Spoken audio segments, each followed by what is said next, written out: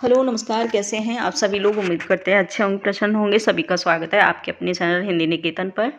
तो आज हम बीपीएससी का टीजीटी का जीएस का पेपर सॉल्व करेंगे। इससे पहले हिंदी का जो पार्ट था उसका वो सॉल्व हो चुका है और अब जीएस का पेपर सॉल्व करेंगे। ये टीजीटी का पेपर है, इसका जो एग्ज़ाम हुआ था और 26 अगस्त को एग्ज़ाम हुआ था 2023 को।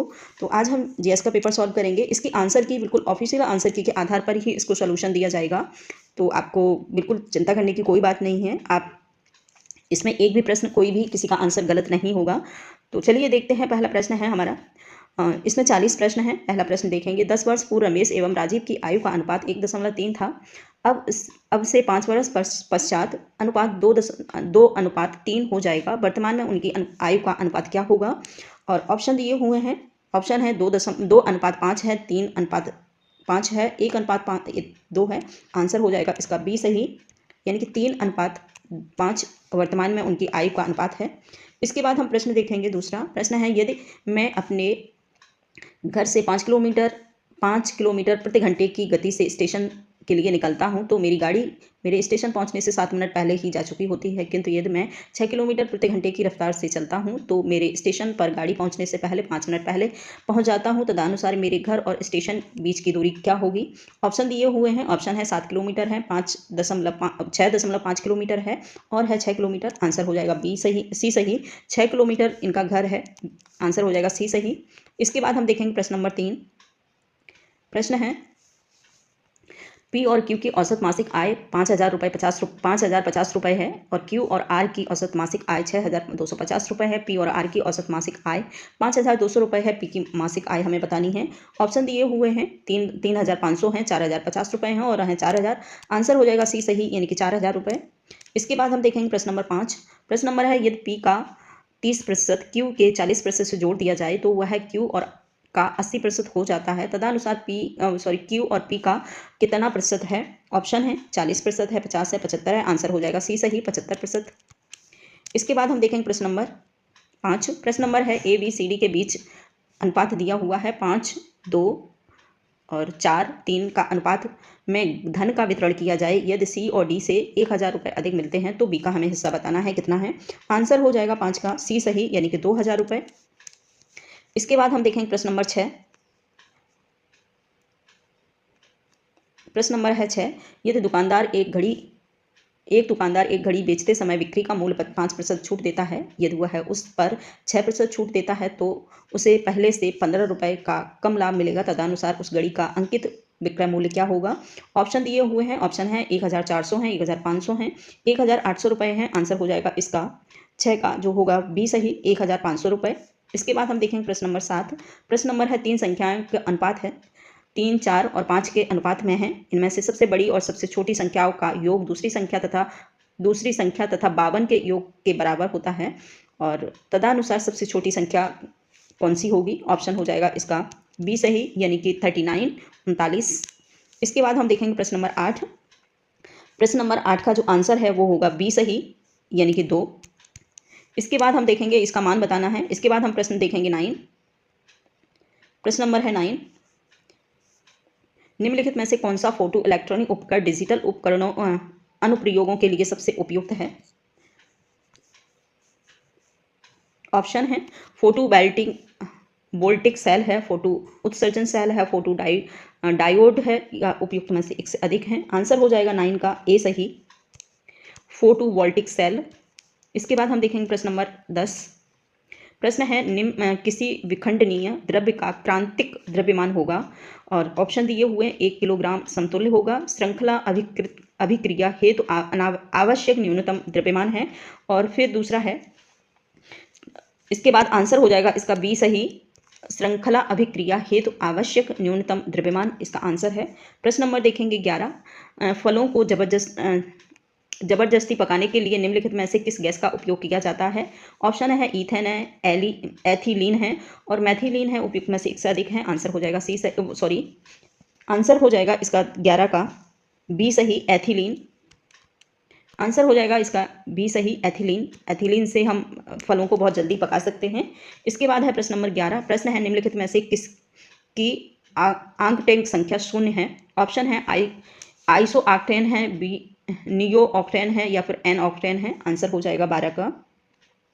इनमें से कोई नहीं, ई सही। इसके बाद हम देखेंगे प्रश्न नंबर 13।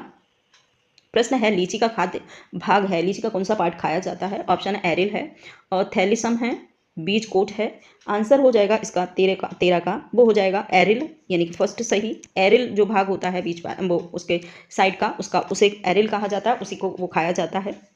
इसके बाद हम देखेंगे दूसरा, आणविक ऑक्सीजन पत्तियों से निकलना कौन सी भौतिक क्रिया होती है?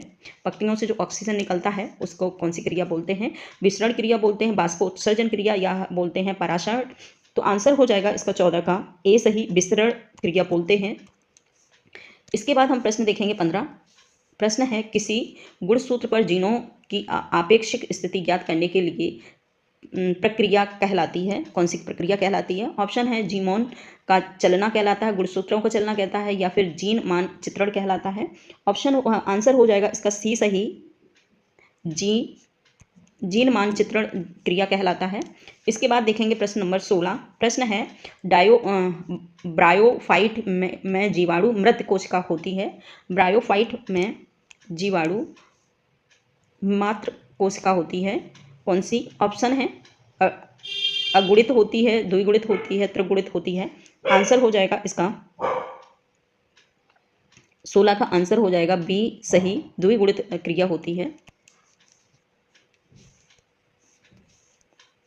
इसके बाद हम देखेंगे प्रश्न नंबर 17। प्रश्न है भारत सरकार द्वारा पर्यावरण और वन की सुरक्षा के लिए किस वर्ष एनजीटी नेशनल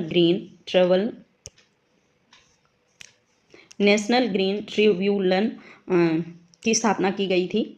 ऑप्शन है 2010 में, 2011 में, 2012 में। आंसर हो जाएगा 17 का वो हो जाएगा 2010, यानी कि फर्स्ट सही।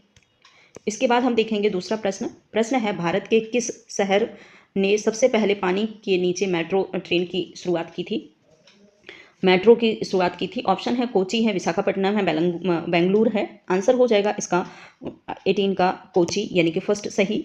इसके बाद हम देखेंगे प्रश्न नंबर 19। प्रश्न है भारत की G20 अध्यक्षता में पर्यटक कार्य समूह की बैठक कहाँ हुई थी? ऑप्शन है पटना बिहार में हुई थी, श्रीनगर जम्मू कश्मीर में हुई थी, रामनगर उत्तराखंड में हुई थी। आंसर हो जाएगा इसका बी सही, श्रीनगर जम्मू कश्मीर में इसकी बैठक हुई थी G20 की।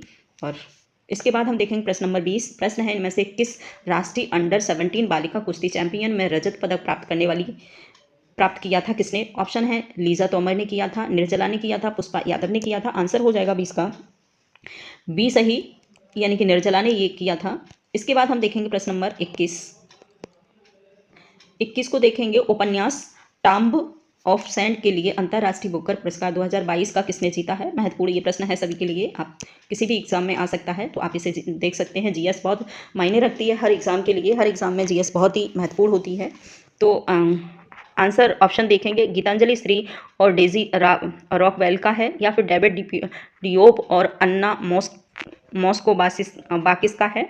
इसके बाद है मैरीलिन बोथ और या फिर जोखा अल हार्थी का है।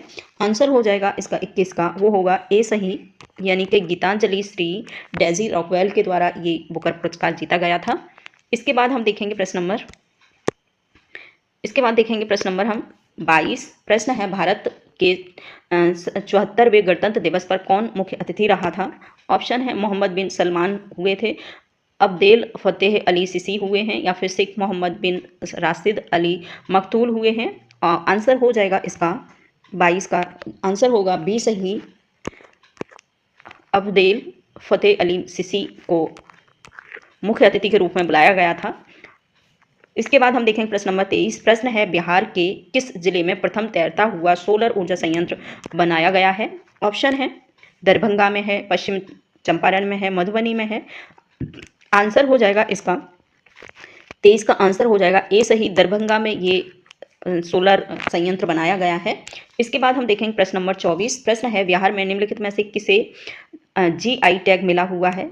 GI टैग मिलना बहुत मुश्किल की बात होती है, तो किसे मिला है बिहार में? ऑप्शन है मगही पान को मिला है, बासमती चावल को मिला है, चंदेरी साड़ी को मिला है। ऑप्शन है आंसर हो जाएगा इसका 24 का वो होगा ए सही, मगही पान को GS टैग मिला हुआ है। इसके बाद हम देखेंगे प्रश्न नंबर 25 में मिलान करना है। तो इसका हम सिर्फ आंसर बताएंगे। प्रश्न नंबर सूची दी हुई है, इसका आंसर देख लीजिए। इसका जो 25 का आंसर होगा वो हो जाएगा बी सही। बी सही, 2 3 4 1 आंसर हो जाएगा बी सही। इसके बाद हम देखेंगे प्रश्न नंबर 26 और प्रश्न नंबर है 26, निम्नलिखित में से कौन सी सहायक नदी ब्रह्मपुत्र से उत्तर दिशा में नहीं मिलती है? ऑप्शन है सुवर्णश्री है, बैलश्री है या फिर है मानस। तो आंसर हो जाएगा 26 का ई सही, इनमें से कोई नहीं है। आंसर होगा इसका ई सही, इनमें से कोई नहीं। इसके बाद हम देखेंगे प्रश्न नंबर 27। प्रश्न नंबर 27 को देखेंगे। प्रश्न है, लिखापानी हिमनद भारत की निम्नलिखित में से किस राज्य में स्थित है? किस राज्य में लिखापानी हिमनद भारत के किस राज्य में है? ऑप्शन है अरुणाचल प्रदेश में है, हिमाचल प्रदेश में या फिर है सिक्किम में। आंसर इसका हो जाएगा ए सही, अरुणाचल प्रदेश में ये पाया जाता है लिखापानी हिमनद। इसके बाद हम देखेंगे प्रश्न नंबर 28। प्रश्न है, मगध एवं अंग का मैदान किसके हिस्से में है? ऑप्शन है ऊपरी गंगा का मैदान है, दूसरा है मध्य गंगा का मैदान है, निम्न गंगा का मैदान है। आंसर बी सही हो जाएगा। आंसर इसका जो है 28 का बी सही हो जाएगा, मध्य गंगा का मैदान है। इसके बाद देखेंगे प्रश्न नंबर 29। प्रश्न है, जलप्रपात और नदी के निम्नलिखित जोड़े में से कौन सा जोड़ा सुमेलित है? इसका आंसर सिर्फ दूंगी और आंसर इसका हो जाएगा, इसका आंसर कहाँ है? हाँ, आंसर है ऑप्शन है जोग सारावती है और कपिल धारा कावेरी है, धुनाधार गोदावरी है। उपयुक्त में से एक से अधिक है या फिर है कोई भी नहीं। तो आंसर जो होगा 29 का वो हो जाएगा डी सही, एक से अधिक इसके राइट आंसर हैं, लेकिन डी सही है। इसके बाद हम देखेंगे प्रश्न नंबर 30। प्रश्न है, भारत के निम्नलिखित बंदरगाहों को ऊपर से दक्षिण दिशा में व्यवस्थित करना है और ऑप्शन दिए हुए हैं काकीनाडा, मछलीपट्टनम, नागपट्टनम, विशाखापट्टनम। आंसर हो जाएगा इसका बी सही, मिलान करना है ना इसको, तो इसका आंसर हो जाएगा बी सही। आप देख सकते हैं 4 1 2 3 आंसर इसका बी सही हो जाएगा। इसके बाद हम देखेंगे प्रश्न नंबर 31। प्रश्न है, 1954 में किस दो देशों के बीच कोसी सिंचाई जल विद्युत परियोजना समझौता हस्ताक्षरित किया गया था? ऑप्शन है भारत सरकार और बांग्ला के साथ, भारतवर्ष और चीन के साथ, भारतवर्ष और नेपाल के साथ।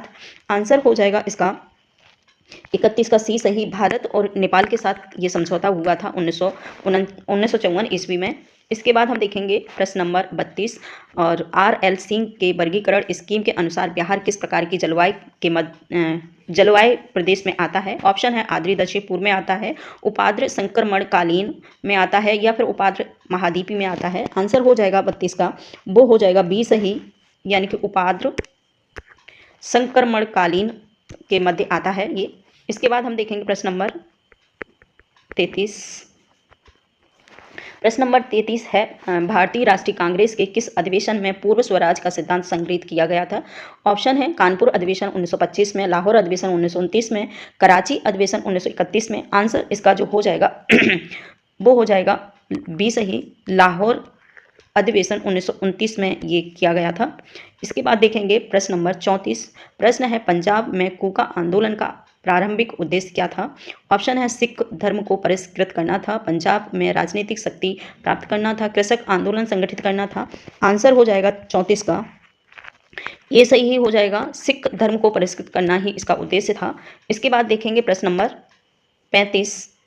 प्रश्न है, 1857 के विद्रोह को किसके द्वारा प्रथम भारतीय स्वतंत्रता संग्राम के रूप में वर्णित किया गया था? ऑप्शन है BD सावरकर, बाल गंगाधर तिलक और बिपिन चंद्र पाल के। आंसर हो जाएगा इसका ए सही, 35 का BD सावरकर के ये नाम से संग्रहित किया गया था। इसके बाद हम देखेंगे प्रश्न नंबर 36। प्रश्न है, भारतीय किसानों के इतिहास में संगठित असहयोग का प्रथम उदाहरण कहाँ घटित हुआ था? ऑप्शन है बिहार और बंगाल में, मद्रास और प्रेसिडेंसी में, पंजाब और प्रोविंस में। आंसर हो जाएगा इसका 36 का वो होगा ए सही, बिहार और बंगाल में ये गठित हुआ था। इसके बाद दूसरा देखेंगे प्रश्न नंबर है 37। प्रश्न है, वर्ष 1946 में बनी अंतिम सरकार में डॉक्टर राजेंद्र प्रसाद के पास कौन सा विभाग था जो हमारे प्रथम राष्ट्रपति हुए थे? और राजेंद्र प्रसाद। और पूछा है उन्हें कौन सा विभाग मिला था। ऑप्शन है रक्षा मिला था, गृह मंत्रालय मिला था या फिर खाद्य कृषि मंत्रालय मिला था। आंसर हो जाएगा इनका 37 का, वो हो जाएगा सी सही, खाद्य कृषि मंत्रालय। इसके बाद हम देखेंगे प्रश्न नंबर 38, गांधी जी को विशेष रूप से चंपारण आने और वहां से कृषकों के दयनीय स्थिति को देखने हेतु किसने अनुग्रह किया था। ऑप्शन है ब्रजकिशोर प्रसाद ने, राजकुमार शुक्ल ने, सुखराम गणेश ने। आंसर इसका हो जाएगा बी सही, राम कुमार शुक्ल ने ही आग्रह किया था गांधी जी को आने के लिए। इसके बाद हमारा प्रश्न है 39, और प्रश्न है मुस्लिम लीग किस तिथि को मुक्त दिवस मनाया गया था। किस दिन मुक्ति दिवस मनाया गया था मुस्लिम लीग द्वारा। और ऑप्शन है 22 दिसंबर 1939, 17 अक्टूबर 1939 या फिर है 22 दिसंबर 1940। आंसर हो जाएगा 39 का, वो होगा ए सही, 22 दिसंबर 1939 में ये मुक्ति दिवस के रूप में मनाया गया था। इसके बाद है प्रश्न नंबर हमारा लास्ट और 40, और इसके बाद ये खत्म। इसके बाद पीजीटी का भी पेपर हम जीएस का सॉल्व करा देंगे। प्रश्न है नेशनल कॉलेज और बिहार विद्यापीठ शिलान्यास किसने किया था। ऑप्शन है राजेंद्र प्रसाद ने किया था, मौलाना अब्दुल बारी ने किया था या फिर किया था महात्मा गांधी ने। तो आंसर हो जाएगा इसका सी सही, महात्मा गांधी के द्वारा ये इसका शिलान्यास किया गया। तो थैंक यू, आज इतना ही।